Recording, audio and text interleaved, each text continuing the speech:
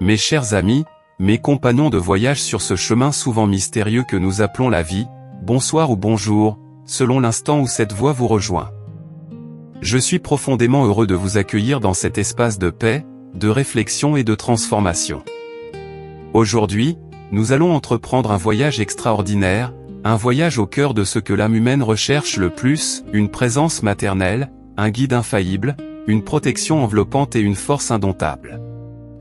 Dans notre monde moderne, si souvent agité, fragmenté, où les certitudes s'effritent comme du sable fin entre les doigts, où les repères semblent parfois s'évaporer, il est naturel de ressentir une quête profonde, un appel ardent à quelque chose de plus grand, de plus stable, de plus aimant.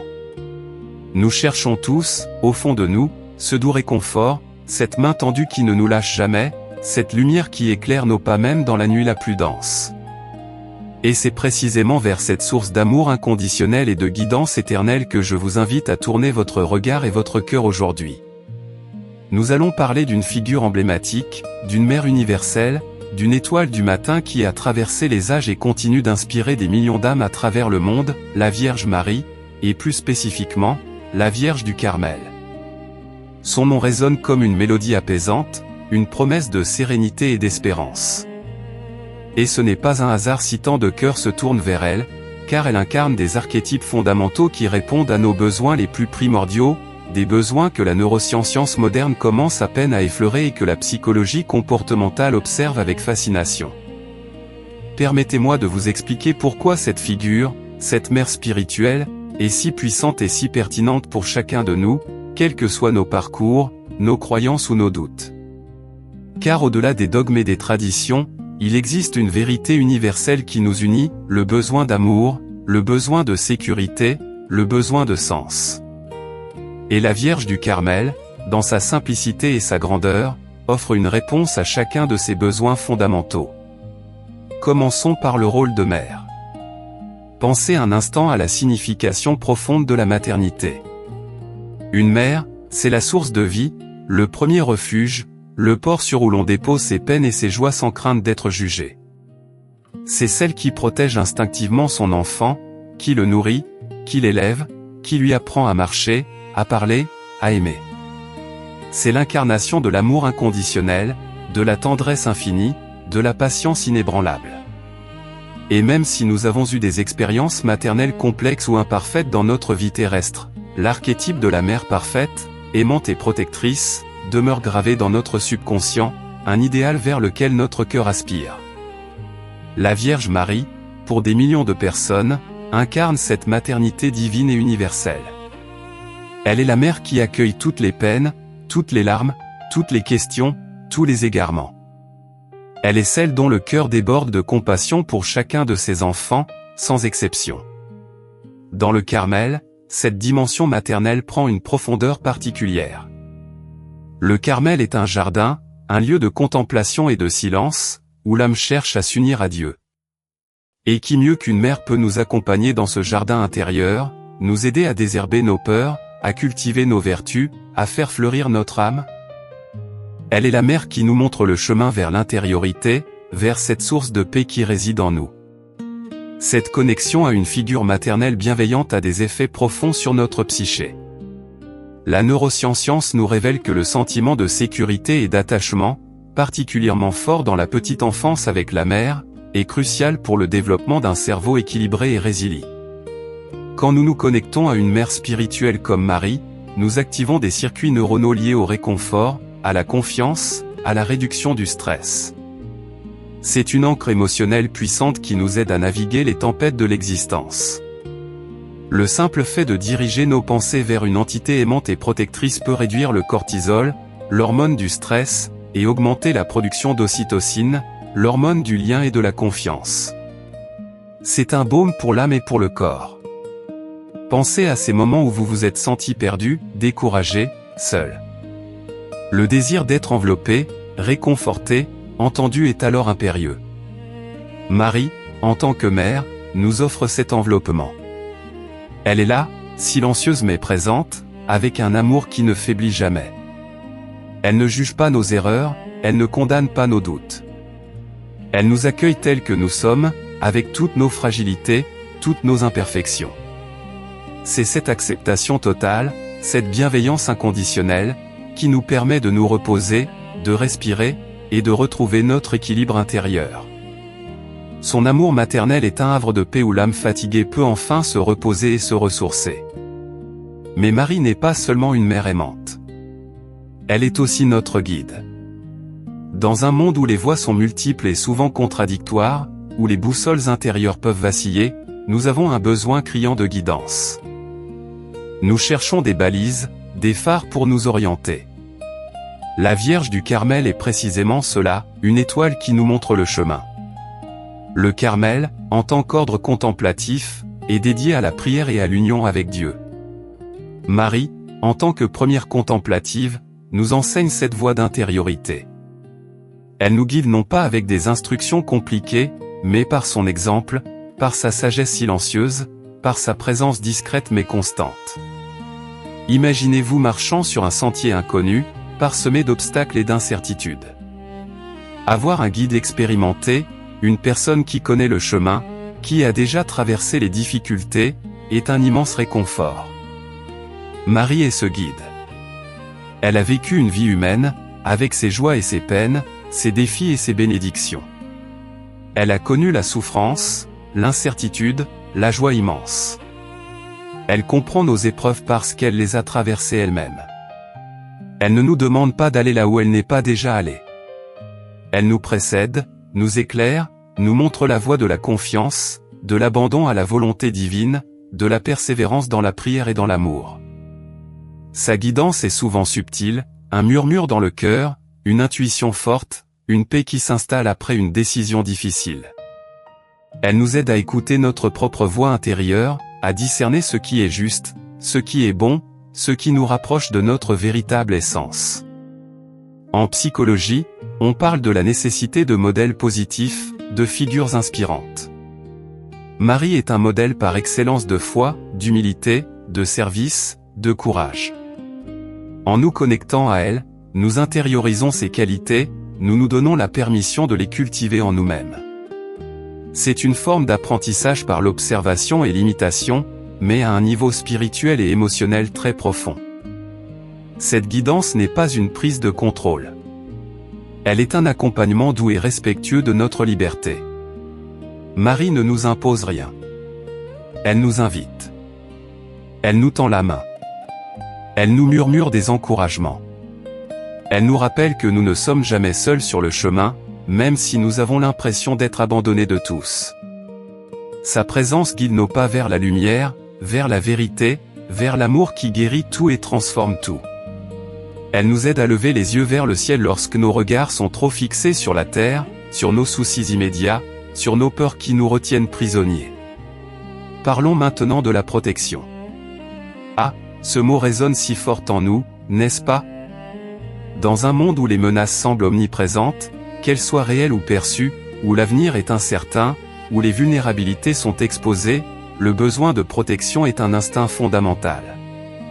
Nous cherchons à nous protéger du mal, de la souffrance, de la déception, de la perte.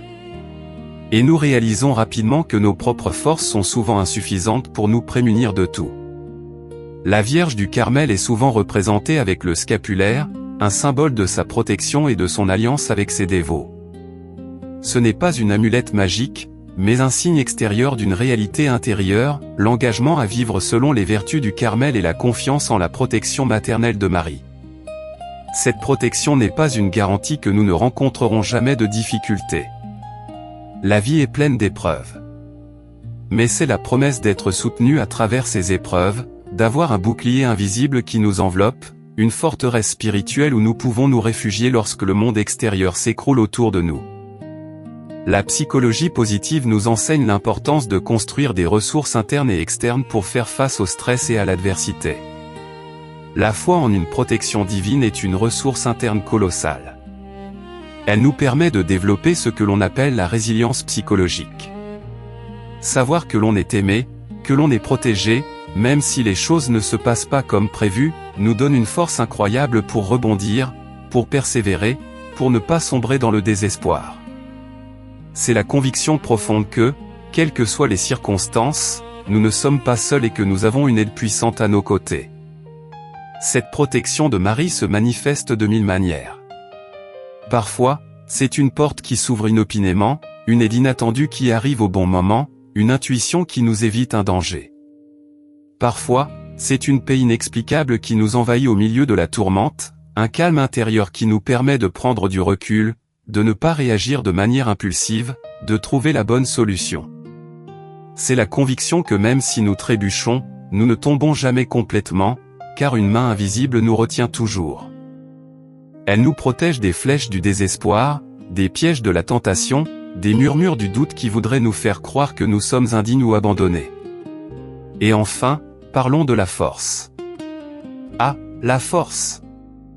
Pas la force brute, la force musculaire, mais cette force intérieure, cette fortitude de l'âme qui nous permet de nous tenir debout face à l'adversité, de persévérer malgré les échecs, de pardonner malgré la douleur, d'aimer malgré la déception.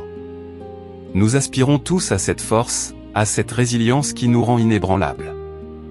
La Vierge Marie, bien que souvent représentée dans une douceur infinie, est aussi un modèle de force extraordinaire. Pensez à sa force lorsqu'elle a accepté l'annonce de l'ange, bouleversant toute sa vie. Pensez à sa force lorsqu'elle a fui en Égypte pour protéger son enfant. Pensez à sa force lorsqu'elle a assisté impuissante à la passion et à la mort de son fils au pied de la croix.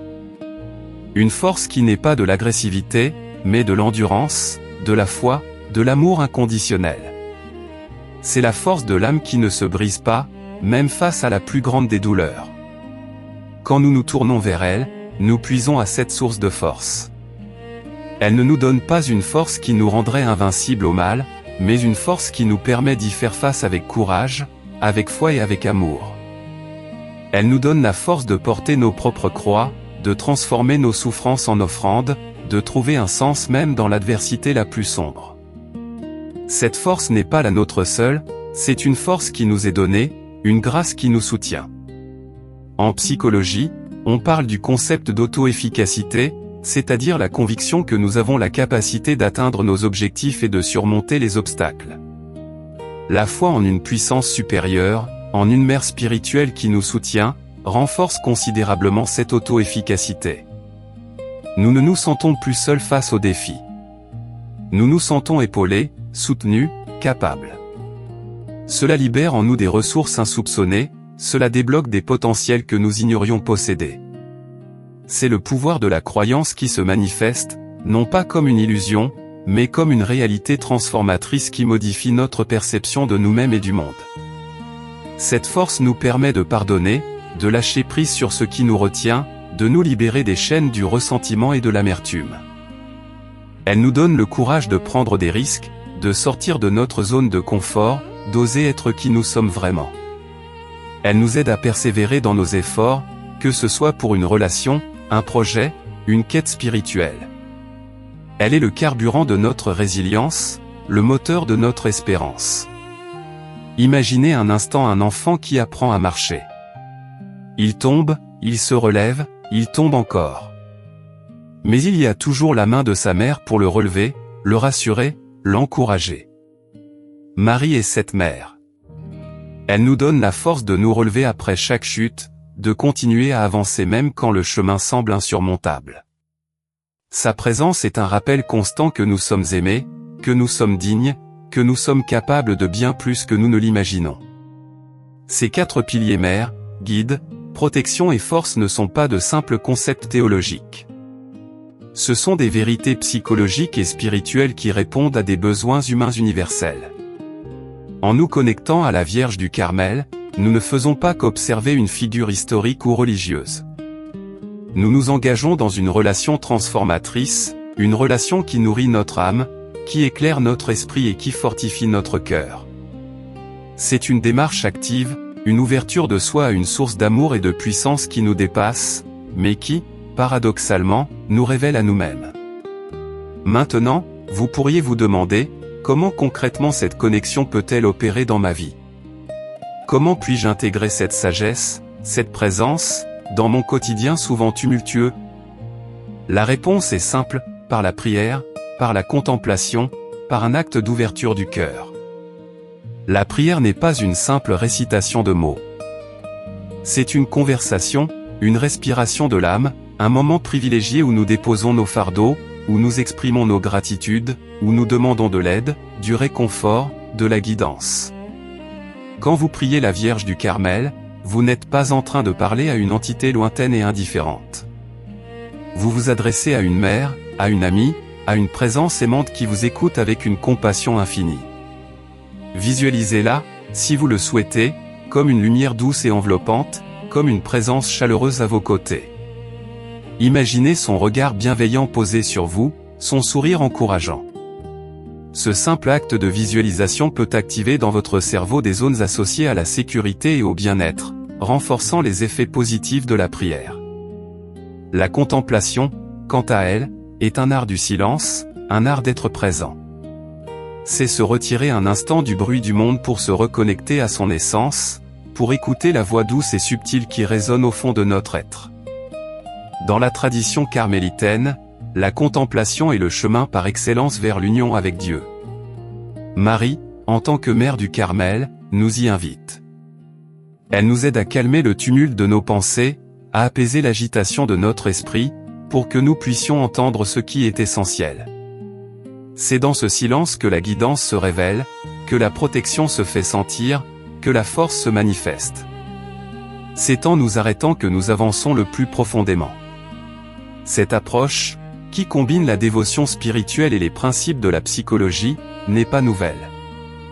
Les traditions spirituelles du monde entier ont toujours compris l'importance de l'esprit, du corps et de l'âme. Elles ont intuitivement développé des pratiques qui favorisent le bien-être holistique bien avant que la science ne puisse les mesurer. La prière, la méditation, la contemplation, l'invocation de figures bienveillantes sont des outils puissants pour gérer le stress, augmenter l'estime de soi, cultiver la gratitude et trouver un sens à la vie. Je veux partager avec vous l'histoire, ou plutôt l'écho d'une histoire, qui résonne en chacun de nous. L'histoire d'une âme en quête. Imaginez un jeune homme, ou une jeune femme, confronté aux incertitudes de la vie professionnelle, aux défis des relations, aux doutes sur son propre chemin. Il se sentait seul, dépassé par les attentes, par la pression sociale, par la peur de l'échec. Il avait le sentiment d'être à la dérive, sans boussole, sans point d'ancrage. Son estime de soi était érodée par les comparaisons constantes et par le sentiment de ne jamais être assez. Il cherchait désespérément un sens, une direction. Un jour, par hasard ou par providence, il découvrit cette dévotion à la Vierge du Carmel. Au début, c'était juste un concept, une curiosité. Mais en se plongeant dans la prière, en méditant sur la figure de Marie comme mère et guide, quelque chose commença à changer en lui. Il commença à parler à cette mère spirituelle, à lui confier ses peurs, ses espoirs, ses aspirations. Il commença à ressentir une présence, un réconfort doux qui n'était pas de ce monde, mais qui inondait son cœur d'une paix nouvelle. Peu à peu, il réalisa que la protection n'était pas l'absence de problèmes, mais la capacité de les affronter sans perdre la foi, sans sombrer dans l'abattement. Il comprit que la force n'était pas une invincibilité, mais la capacité de se relever après chaque chute, de pardonner, d'aimer même quand cela semblait impossible. Sa perception de lui-même commença à se transformer. Il se sentit moins seul, moins vulnérable. Il réalisa qu'il portait en lui une dignité inaltérable, qu'il était aimé inconditionnellement, non pas pour ce qu'il faisait, mais pour ce qu'il était. Cette histoire, bien que fictive dans ses détails, est la trame de milliers de vies.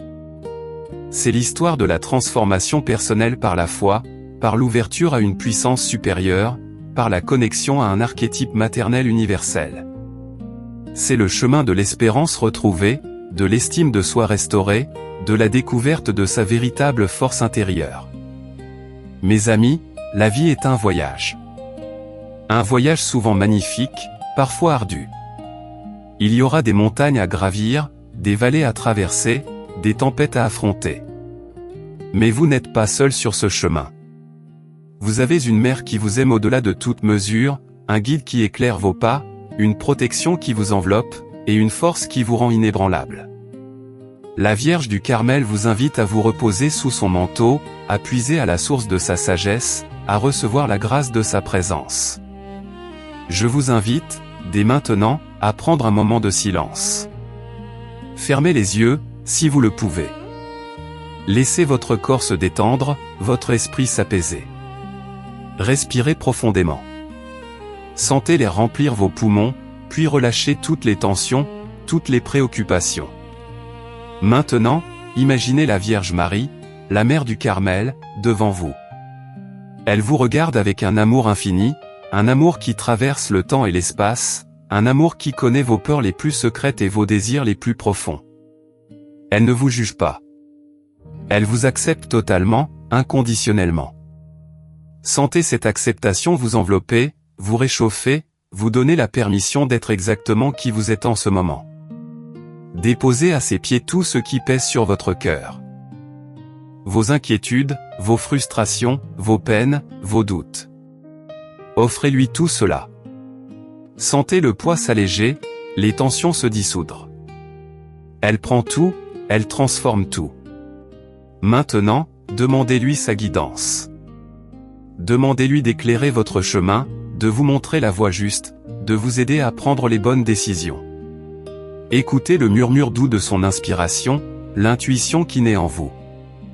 Elle vous parle à travers la paix que vous ressentez, à travers les idées qui émergent, à travers les portes qui s'ouvrent. Puis, demandez-lui sa protection. Visualisez son manteau d'amour vous enveloppant entièrement, formant un bouclier de lumière autour de vous. Sentez-vous en sécurité, à l'abri de toute menace, de tout mal, de toute négativité. Reposez-vous dans cette certitude d'être protégé, d'être gardé. Et enfin, demandez-lui la force. La force de faire face à ce qui vient, la force de persévérer, la force de pardonner, la force d'aimer sans limite. Sentez cette force monter en vous, une énergie nouvelle, un courage renouvelé. C'est la force de l'esprit, la force de l'amour divin qui vous traverse et vous remplit. Prenez un instant pour remercier cette présence maternelle, ce guide aimant, cette source de protection et de force. Remerciez pour la paix que vous ressentez, pour l'espérance qui renaît en vous. Quand vous êtes prêt, ouvrez doucement les yeux. Ramenez cette paix, cette force, cette protection dans votre quotidien. La Vierge du Carmel n'est pas une figure lointaine. Elle est toujours présente, toujours accessible. Elle est avec vous à chaque pas de votre chemin. N'oubliez jamais que vous êtes aimé, que vous êtes digne, que vous êtes capable de grandes choses. Ne laissez jamais les voix du doute ou de la peur obscurcir la lumière qui brille en vous. Vous avez en vous un potentiel infini, et avec la guidance et la force de notre Mère du Carmel, vous pouvez transformer votre vie, atteindre vos aspirations les plus profondes et devenir la meilleure version de vous-même. Cultivez cette relation. Parlez-lui chaque jour. Lisez sur sa vie, sur la spiritualité du Carmel. Laissez son exemple vous inspirer, sa douceur vous apaiser, sa force vous galvaniser. Dans les moments de joie, partagez votre gratitude avec elle. Dans les moments de peine, déposez vos larmes à ses pieds. Elle est toujours là, toujours prête à vous écouter, à vous consoler, à vous élever. Ce chemin de transformation est un chemin de liberté. La liberté de l'âme qui se libère de ses chaînes, la liberté du cœur qui ose aimer sans peur, la liberté de l'esprit qui découvre sa véritable nature. C'est un chemin qui mène à une paix profonde, à une joie authentique et à un sens renouvelé de votre place dans le grand tissu de l'existence. Alors, mes amis, que cette prière chantée, cette invocation du cœur, soit un point de départ ou un renouveau pour chacun de vous. Que la Vierge du Carmel, Mère et Guide, vous accompagne, vous protège et vous fortifie chaque jour de votre vie. Recevez sa bénédiction, son amour, et sa paix. Que votre chemin soit éclairé, vos pas assurés, et votre cœur rempli d'une espérance inébranlable. Merci d'avoir partagé ce moment précieux avec moi. Portez-vous bien, et que la grâce vous accompagne.